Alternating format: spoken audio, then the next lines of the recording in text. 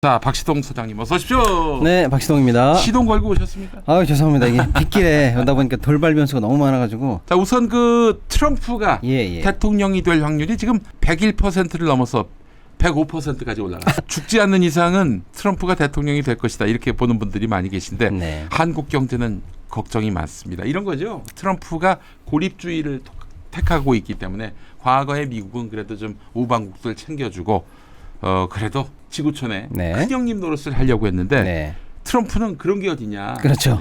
미국도 지금 어렵다. 온리 미국 마이웨이. 예. 예. 그래서 지금 관세도 크게 올리고 그리고 저기 금리도 안 내리고 네. 뭐 그렇게 가겠다라는 게 트럼프의 그렇죠. 구상인 것 이제 같아요. 많은 분들이 아시겠지만 그 피격 사건 이후에 네. 일단은 좀 승기를 확실히 잡은 것 같아요. 네. 그러다 보니까 물론 이제 민주당 일각에서는 아직도 백중세다 지켜봐야 된다. 뭐 예를 들어 그런 분도 대선 많이 남았다. 뭐 그런 사람들 간혹 있겠습니다만은 한국민주당이겠죠. 미국 민주당에서 그런 희망 소리 섞인 한다면 얘기고 네. 뭐 일단은 승기가 그쪽으로 갔다라고 치고 나면 네. 그 다음에 남는 문제가 있거든요. 네. 그럼 과연 우리 경제는 뭐 이거 아니겠습니까? 우리 입장에서는 네. 그렇게 봤을 때 일단은 제가 다양하게 강론으로 말씀을 먼저 몇 개 드리겠습니다. 네. 결론이 뭐냐면 지금 우리 정부가 아무것도 안 하고 있다. 정말 준비가 안 돼 있다. 이런 네. 얘기를 하고 싶어요. 그래서 더 암울하고 예. 걱정스럽습니다. 지금 세계의 유수의 나라들은 솔직히 말씀드리면요. 음. 트럼프 스타일이 뭐냐면 네. 일단은 과시욕이 좀 세죠. 누구나 다 알다시피. 그래서 일단은 나에게 어떻게 돼 있느냐, 또 나와 어떻게 개인적으로 또 커넥션을 갖고 있느냐, 이런 게 사실은 중요한 사람으로 이제 우리가 봅니다. 네.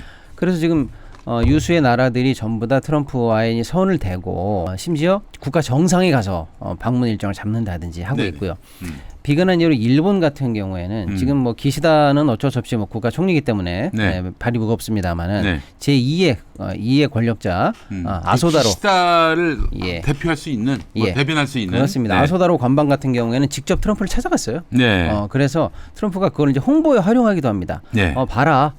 다음 정권이 나라는 거를 세계가 지금 이미 알고 움직이고 있다. 이런 식으로 일단은 선을 넣고 트럼프는 또 그걸 이용하고 그 네. 이용한 거를 이제 뭐 이렇게 얘기하면 좀 그렇습니다만 보험이든 저금이든 이렇게 활용하고 있는 거죠. 예. 근데 우리는 지금 뭐 하고 있냐는 거예요.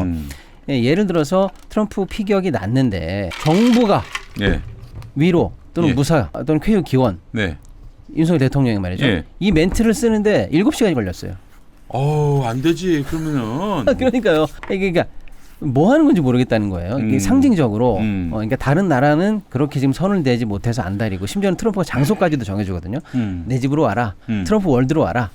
오히려 나 여기까지 오네. 이렇게까지 하는 것들 다 양보해가면서 다른 나라는 선을 대고 있는데 우리는 정작 피격에 대한 공식 대통령의 위로 메시지도 7시간이나 지나서 나갈 정도로 아무것도 못하고 있다. 이게 경제에서도 보여주고 있다라는 건데요. 아니 공화당도 미국의 그 보수 정당이고 또 네. 지금 집권하는 세력도 한국의 보수 정당인데 아니 네트워크가 없습니까? 모르겠어요. 그게 너무 답답한 거예요. 심지어는 네. 그 바이든 때의 정부 초기로 올라가 보면 네. 그 지금 여러 가지 이제 우리가 그 몇 년간 투자했던 네. 여러 가지 것들이 사실은 법을 먼저 또 정책이 먼저 발표된 거거든요. 예를 들어서 과학과 법, 그래서 그러니까 과학과 반도체법, 치스앤사이언스법.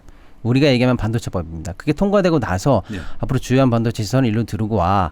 그리고 안 되면 뭐 들어오면 보조금을 줄게. 네. 당근처럼 보이지만 그렇지 않으면 큰일 날 거야. 네. 이런 내용이 들어있었거든요. 네네. 이런 것들도 우리가 늦게 알았어요. 늦게 알았어요.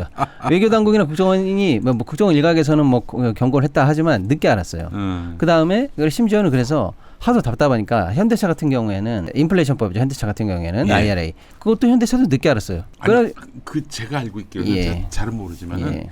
그런 그 해외에 사실 민간 기업이 접근하기 힘든 그런 영역에서 유통되는 정보를 왜 국정원 같은 데서 이제 빼다가 당연한 거 아닙니까? 기업들한테 풀어주고 그래야 되는 그렇죠. 그럼요. 그래서 네. 국정원이 미리 알고 또 외교 채널에서도 미리 알고 거 대사관 쪽에서 그러면요. 예. 그렇게 해서 수집된 정보가 국가에 오고 국가가 따로 이제 해당 기업들에게 미리 알려주고 국가 차원에서도 전략을 같이 논의하고 그래서 미국이 이렇게 갈 것 같다. 전기차를 이렇게 한대. 네. 반도체가 이렇게 된대. 예. 이렇게 준비해야 될까? 우리가 그러면 그 법에 예. 굉장히 독소 조항이 있으니까 처음부터 빼달라고 할까? 이런 움직임이 있었어야 되거든요. 근데 우리의 입장에서 독소 조항 같은 것들은 있는지도 몰랐고 그런 걸 시행하는지도 몰라서 이미 정부가 솔직히 얘기해서 바이든 대통령이 경제정책이라고 해서 발표를 했는데 예. 하고 나서 독소 조항이라고 수정한다고 해서 수정이 되겠습니까 인간적으로? 안 되죠, 늦었지. 그럼 그 뭐가 됩니까? 그 법안에 따라서 유불리가 있는 그 모든 세력들을 그럼 다 받아주겠어요? 말도 안 되는 얘기 아닙니까? 그럼요. 예. 그러니까 심지어는 현대차는 그것 때문에 사장을 잘랐습니다. 아, 그래요. 네. 그러면서 핑계가 이거였어요. 네. 그러니까 제가 이제 경제적으로 약간 돌려서 설명드리는 거예요. 핑계가 네. 이거예요. 네 탓은 아닌데 제가 좀 순화해서 의역합니다. 네. 사장 네 탓은 아닌데 네. 이렇게 큰 제도적 변화 때문에 우리가 늦게 돼서 못 따라가는 거에 대한 그래서 경영적으로 들어오는 이 디펜스에 대해서 나는 그럼 주주들에게 뭐라고 말하지? 당신 굉장히 개인적 불만이 없었어요. 당신 굉장히 유능하고 네. 어렵게 초빙한 사람이고 네. 지금 임기 시작한 지 얼마 안 됐습니다만 네. 주주에 대해서 예. 내가 우리 회사의 모든 손실에 대해서 이 정도까지 책임지는 자세를 보이려면 당신 해임이 불가피하다. 이러고 잘랐어요. 아, 결국 정부 책임인데. 그래서 전기차가 한때 이게 테슬라를 제치고 현대차가 2등까지 올라가다가 네. 초기에 대응을 못해가지고 4위까지 내려간 적이 이 있어요. 보조금 정책 말하는 겁니까? 예. 예. 그 그러니까 우리가 이제 보조금을 맞습니다. 받을 수 있었는데 우리가 받는 게 아니라 이제 소비자들이 보조금을 받아가지고 예. 현대 전기차를 예. 싸게 살 예. 수가 있었는데 미국이 그러니까 그 우리가 혜택을 중국 관련한 배터리를 쓰고 있기 때문에 배터리를 쓰고 있기 때문에 그게 들어간 차는 보조금에서 빠진다. 빠지게 되면 우리가 현대가 솔직히 700만 원에서 1000만 원 사이에 네. 다시 소매가가 올라간다. 그렇지. 그럼 시장에서 밀린다. 보조금이 사라지니까. 이런 어떤 그 중요한 정보를 네. 놓치고 있었다는 거예요. 그러니까 그게 불보듯 뻔하니 이 경영 책임 사원에서 어쩔 수 없이 찾아 이런 일이 민간에서 일어났는데 정작 정부 누구는 그러니까 미국과 이 커넥션 동맹 어쩌고저쩌고 이런 얘기는 많이 합니다만은 네. 경제적으로 예. 뭐 줄 거 주고 받을 거 받고 못했다는 건 둘째 치더라도 그건 뭐 너무 많고요.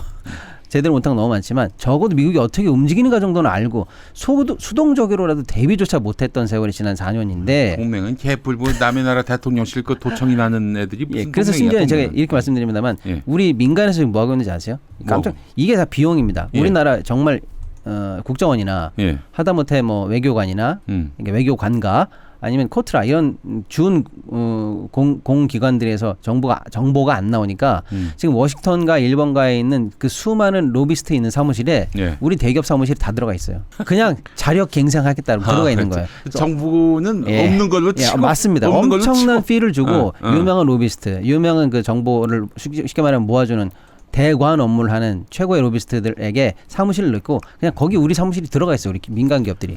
아이고, 그리고 정말. 아시겠습니다. 예를 들어서 우리나라에 왔었던 유명한 갑자기 전함이 생각이 안 나는데 야구장에서 이거 야구도 많이 하시고 여기 약간 오른쪽에 테러도 입으셨던 그 대사 있지 않습니까? 이 대사 주미 대사 리퍼트인가 그러셨던 예. 겁니다. 리퍼트 대사. 예. 그분도 그래서 관련해서 법인장으로 우리가 영입해가지고 거기 미주법인 사장이에요. 아, 그래요? 네. 우리 기업들 어느 예. 기업은 얘기 안 하겠습니다만. 예. 그러니까 우리가 정부가 그 정도로 경제적으로 대외 정책에 무능하니까 민간의 비용을 들여서 자력 갱생하고 있는 게 지난 4년인데 그 뼈아픈 교훈을 지금은 되새겨야 될 거 아닙니까? 글쎄 말입니다. 지금 미국이라는 초강대국의 균형추가 누가 보더라도 옮겨갔는데 현재도 무대책이다라는 걸 제가 정말 먼저 말씀드리고 싶어요. 자, 그래 놓고 이제 들어가 볼게요. 그럼 도대체 트럼프의 경제 정책 어떻게 달라지는 건가? 네. 조금 이제 강론으로 좀 짚어드리면 여러 가지가 있습니다만 어제 아주 너무 폭탄 같은 발언을 쏟아냈습니다. 블룸버그 트럼프가 인터뷰를 신났어요, 트럼프는. 신났어요. 인터뷰를 쏟아냈는데 예를 들면 이런 거예요. 지금 이제 가장 세계적으로 큰 경제적인 관심사가 금리 언제 내릴 거냐 이거예요. 네네. 미국의 금리를 보고 내릴 수밖에 없는 여러 가지 이제 신흥국들이나 이런 나라들이 있지 않습니까? 우리나라도 마찬가지고요. 그러니까 미국이 내려줘야 그나마 금리를 움직일 수 있는 여력이 생기는데 미국이 금리를 내릴 때 미국 내에서의 경제 지표도 있습니다만 대선을 앞두고 금리를 내리고 그렇게 해서 부담을 낮춰주고 그 돈을 통해서 시장에 온기를 불어넣고 주식값을 좀 띄우고 이렇게 되면 바이든에게 유리하다라는 이런 정치적인 목적으로 금리를 바라보는 그런 당연히 이 집단이나 움직임도 있을 거 아닙니까?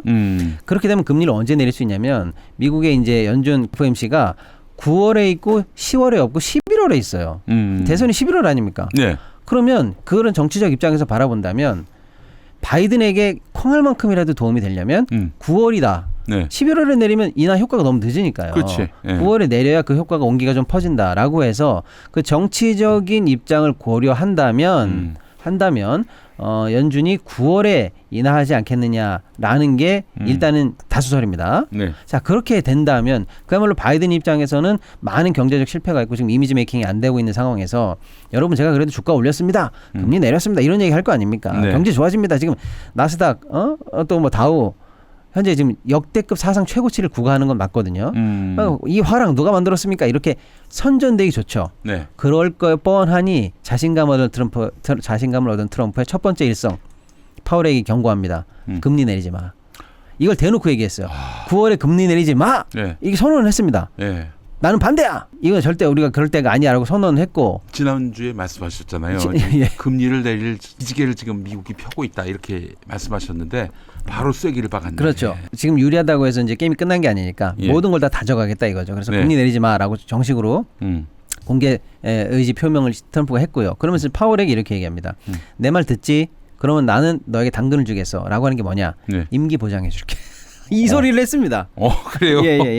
파월에게 임기를 보장할 테니까 너는 대선 전에 금리를 내리지 마. 공정하게 뒤로 빠져 있어. 야, 그러면은 저기 뭐야? 예. 바이든이 예. 너 내 편이야? 트럼프 편이야? 이런 추궁을 받을 수도 있겠어요. 거꾸로 그런 추궁을 받게 되고 예. 만에 하나 백중세였다면 예. 파월이 적어도 겉으로는 우리 경제 지표를 보고 데이터로 얘기합니다 이러고 하면서 슬쩍 내려도 아무 소리 못했을 텐데 네. 지금 트럼프가 분명히 정치적 메시지를 던졌거든요. 네. 먼저 사실은 금리에 대해서 얘기 안 해도 되지만 얘기한 거예요. 이제 예. 그만큼 자신감이 있는 거고 파월 입장에서는 예. 이제는 뭐 차기 정부와 각을 세울 건지 말 건지를 고민해야 되는 상황까지 가서 시장이 지금 먼저 반응하고 있습니다. 금리를 예측하는 여러 사이트가 있고요. 예. 선물 관련한 얘기가 있는데 어제 이 인터뷰를 통해서 현재 대혼선에 빠져 있습니다. 미국 채권 금리가.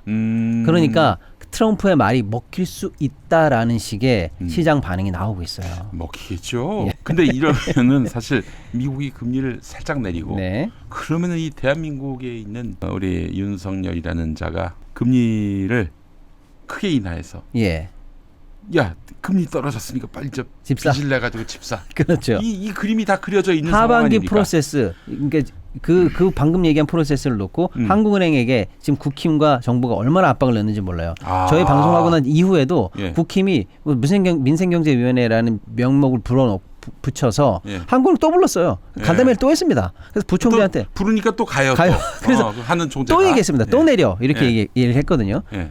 이 프로세스가 트럼프 형님이 결국에는 꺾어서 바월이 만약에 꺾인다면 네. 우리도 줄줄이 영향이 있는 거죠. 제 말씀은 그게 좋다 나쁘다가 아니라 네. 이런 정도의 영향이 계속 미치고 있는데 예. 이걸 준비하고 있느냐 예. 대응 잘하고 있느냐 네. 이런 거죠. 이제 일단 이런 강론으로 보면 이렇게 굉장히 큰 얘기가 많이 나왔습니다. 첫 번째 금리 얘기 하나 정리해드렸고요. 예. 또 하나 모든 국가 수입품에 10% 관세 그냥 무조건 10%.